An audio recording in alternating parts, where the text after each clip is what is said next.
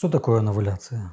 Анавуляция – это гормональное расстройство менструального цикла, при котором созревшая яйцеклетка не может покинуть яичник.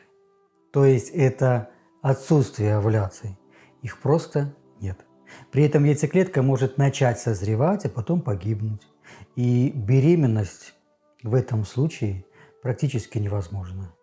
Анавуляция может быть явлением временным, а может быть и постоянным. И причин для нее очень-очень много.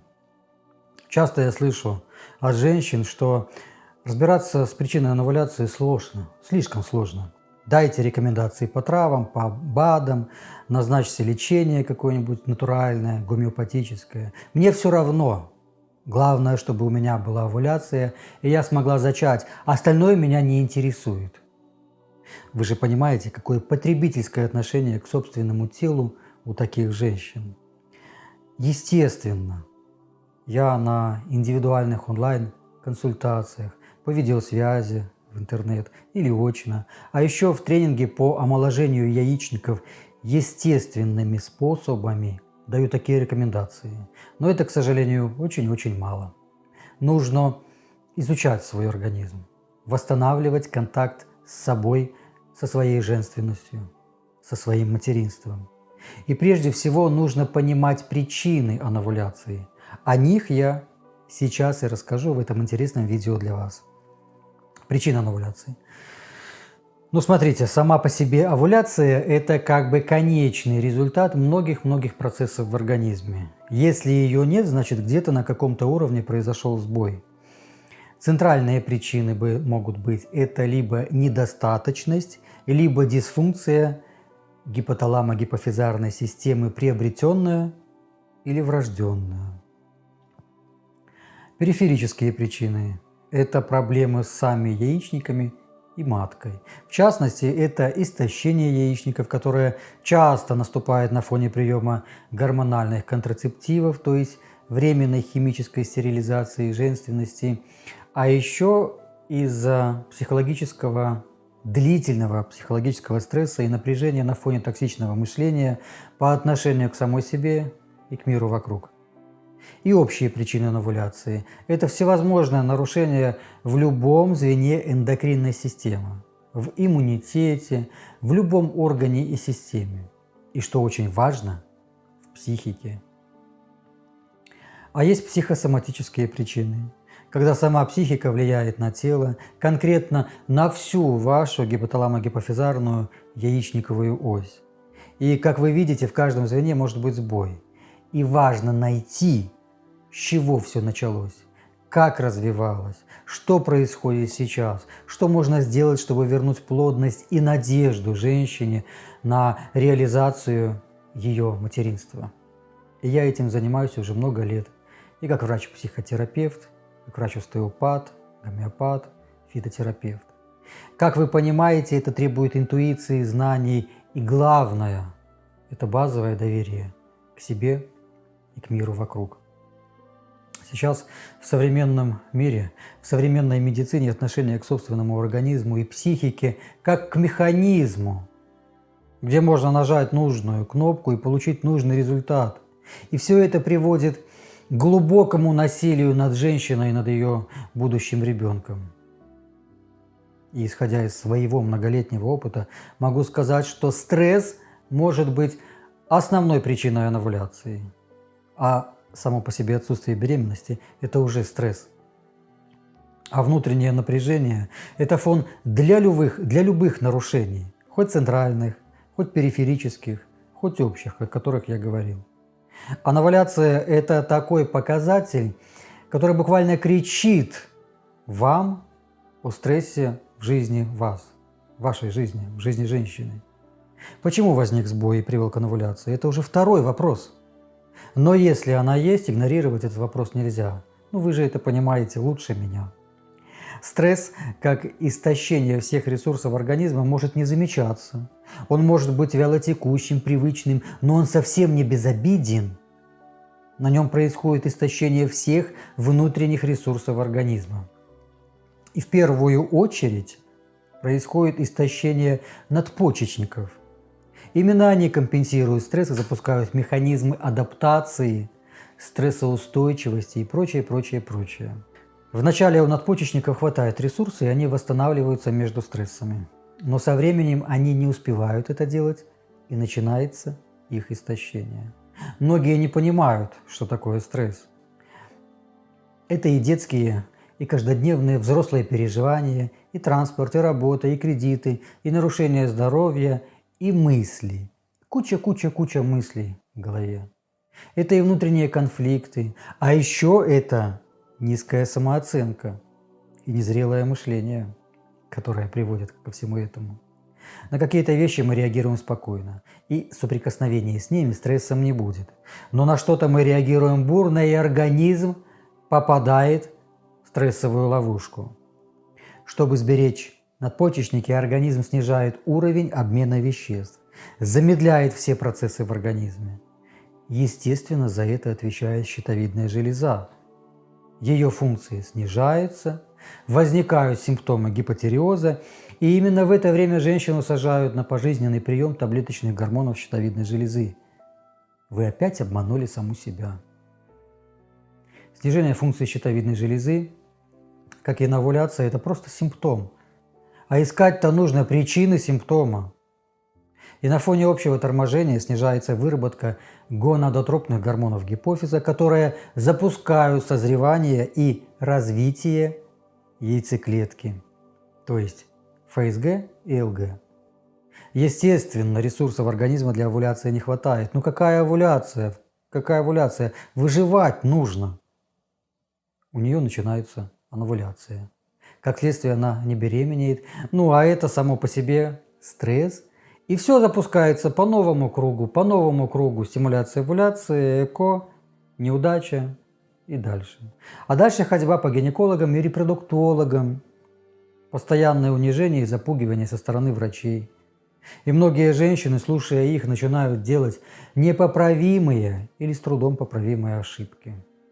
Пока надпочечники еще способны реагировать и вырабатывать гормоны в ответ на стресс, они это делают.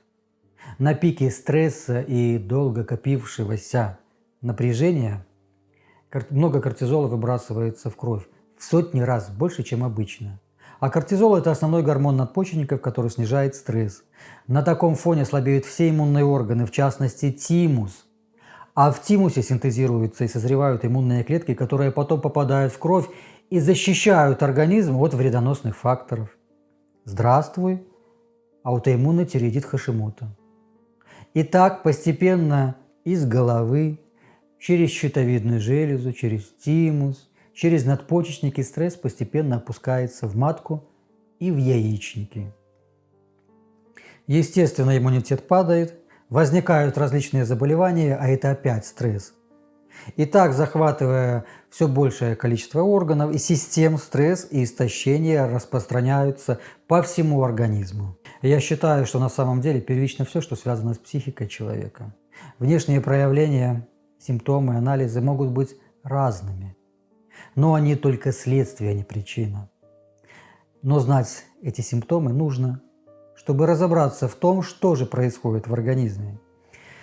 Гиперпролактинемия – это повышение уровня пролактина в крови. Еще один симптом, говорящий об иновуляции у женщин. Пролактин синтезируется в гипофизе и по своему действию противоположен гормонам гипофиза, которые вызывают овуляцию, фолликулостимулирующего, лютeinизирующего. Он вызывает анавуляцию. Пролактин стимулирует выработку молока. Анавуляция необходима после родов, и этот механизм предусмотрен природой. Женщина должна выкормить малыша и не рожать другого раньше времени.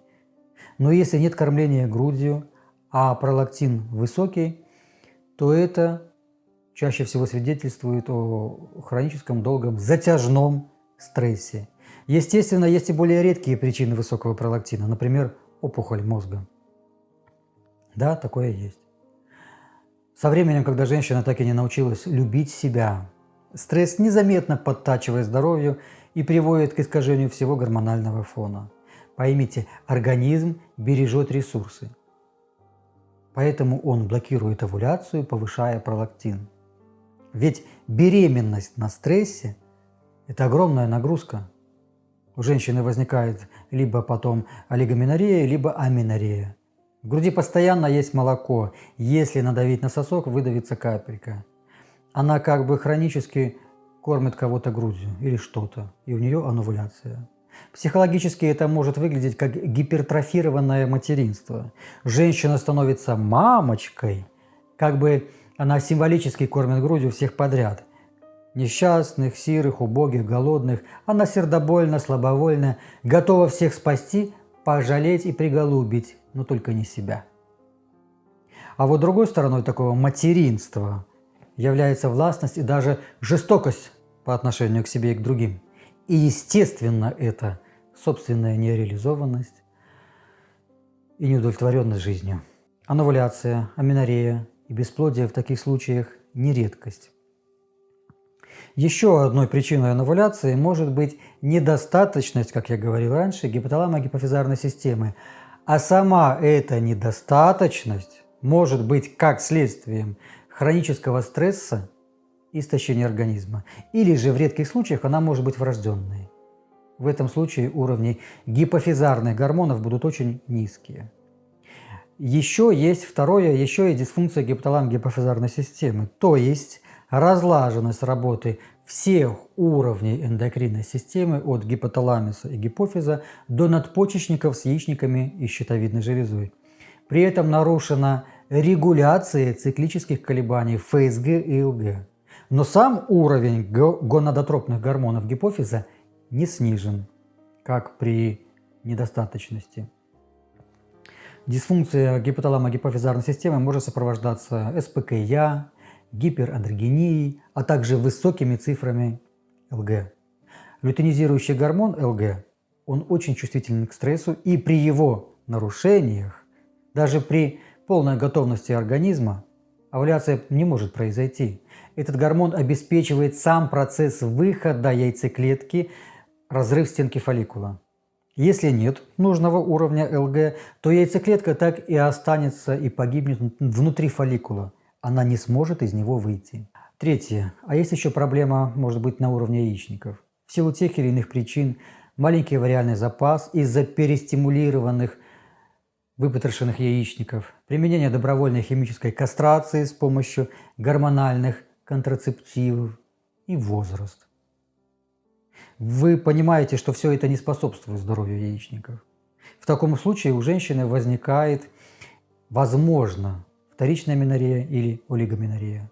Конечно, может быть и врожденная патология в яичниках, но все же это случается не так часто. Анувуляция и блокирование беременности запускается в психике. Я хочу, чтобы вы это поняли. Знаю точно, что человек всегда получает то, что он хочет. Вопрос только в том, что мы не знаем, чего хотим, или хотим того, что нам не нужно. Внешне женщина может сильно страдать, что у нее нет детей.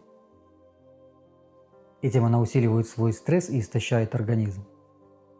Но внутренне, подсознательно, в силу разных тех или иных причин, она не хочет или боится рожать ребенка. Особенно, когда она много лет подвергалась добровольной кастрации с помощью гормонов или бежала от беременности и отношений, используя работу и постоянную занятость. Организм всегда подчиняется приказам подсознания. Тело оно и есть отражение нашего подсознания. Там записана вся наша история, вся наша память, вся наша жизнь в коре головного мозга секунда за секундой. Если есть внутренний, неосознаваемый запрет на беременность и роды, то хоть сделай стимуляцию, овуляцию и ЭКО до изнеможения, результата не будет. Или же вы заплатите за результат очень дорогую цену. Выявление, исцеление внутренних конфликтов, травм психологических, страхов, токсичного мышления, низкой самооценки женщины, развитие качеств счастливой женщины очень часто снимают необходимость в медицинских вмешательствах. Очень часто. Именно этим мы и занимаемся на индивидуальных онлайн-консультациях, на тренингах, на курсах. И прямо сейчас вы можете позволить себе записаться на онлайн-консультацию или ко мне, или к другому специалисту. Это уже сейчас не важно. Важно вам уже сегодня начинать уходить от стресса и напряжения и восстанавливать свое здоровье. Поймите, ребенок всегда приходит к женщине в этот интересный мир, как только появляется хоть какая-то возможность. Главное ему в этом не мешать и не затягивать насильно в матку. И в качестве заключения я скажу несколько слов. Если у вас есть овуляция, то постарайтесь того, что начинайте успокаиваться и разорвите этот порочный круг стресса.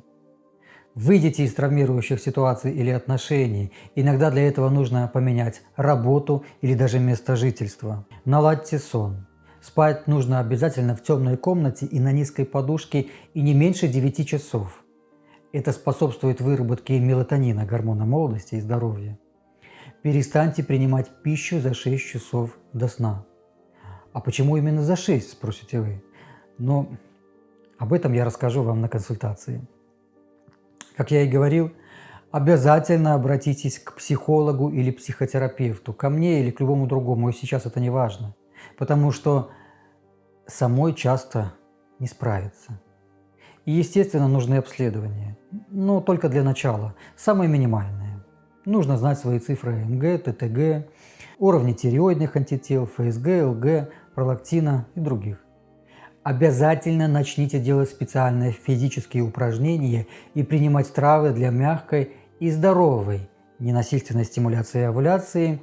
Об этом я тоже рассказываю на индивидуальных онлайн-консультациях. Что работа с мышлением, со своей тревожностью и внутренним напряжением, она первична. Она первична. Я готовлю небольшой курс с материалами по естественному восстановлению овуляции, с теми знаниями, которые помогли уже многим женщинам восстановить свою овуляцию и прийти к своей мечте. Если он есть, то он есть уже по ссылке под этим видео. Если нет, то значит пока нет. Рецепт из лекарственных трав для мягкой стимуляции овуляции вы можете посмотреть по ссылке под этим видео.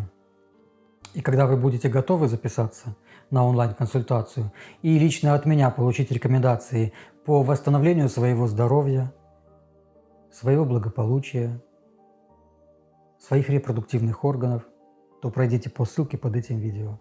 А я вам говорю спасибо, что посмотрели это видео до конца. Подпишитесь на канал, мне будет очень приятно.